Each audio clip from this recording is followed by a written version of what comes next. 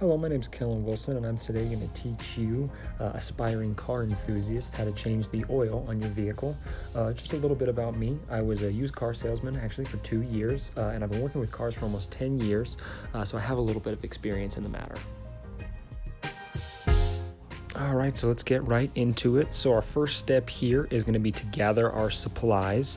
I'll show you here in the video. So we're going to need a rag, gloves, a funnel, the actual materials, being the oil and the new oil filter.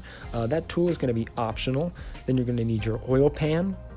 Now we have our jack. I have kind of a nice one, and then our jack stands.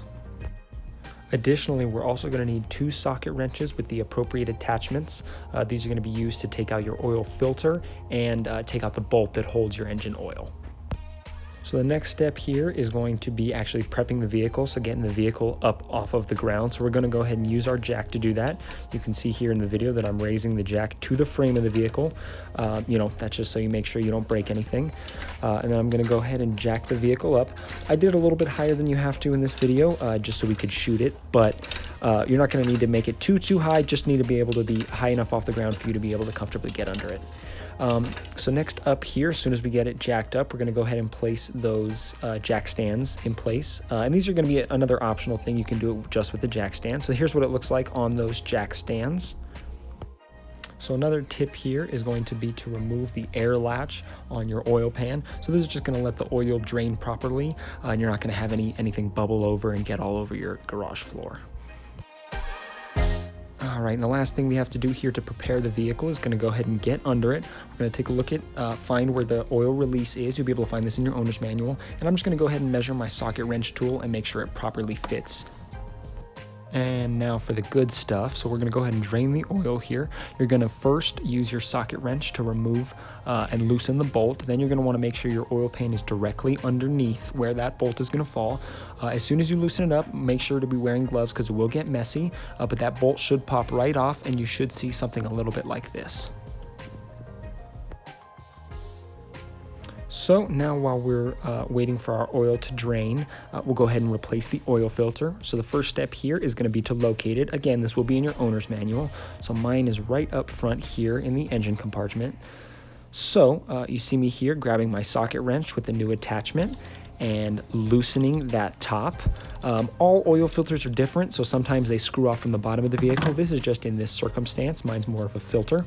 So you can see here, I loosen it up and then get it off by hand. And you'll see me put my rag down. You'll need it here. Again, this will be messy. There will be some residual oil on there. So this is going to be the old filter. You can see it. I'm just going to pop the top off and then go ahead and pop this new one into place.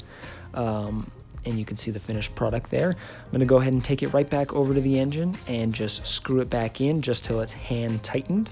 And you can see here, again, I'm wearing gloves, very messy during this part. So now we're going to go ahead and move our socket wrench over the other direction. This will go ahead and tighten it. So you'll see me tighten it up and you'll go pretty much until you can't even move it anymore. You want that thing on very snug.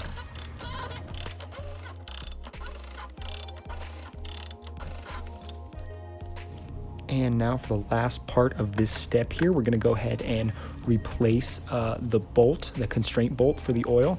So you see me, again, hand tightening it here just as much as I can to get it screwed on there. And then I'll go ahead and grab my socket wrench, turn it again over to the other side so we make sure it's tightening.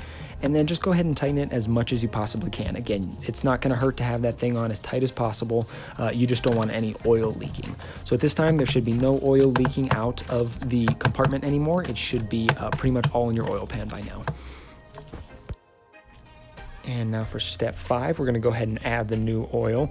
This is probably the easiest step. You're almost done. So what we'll go ahead and do is we'll locate where the engine oil is. Again, owner's manual will have all of this information there.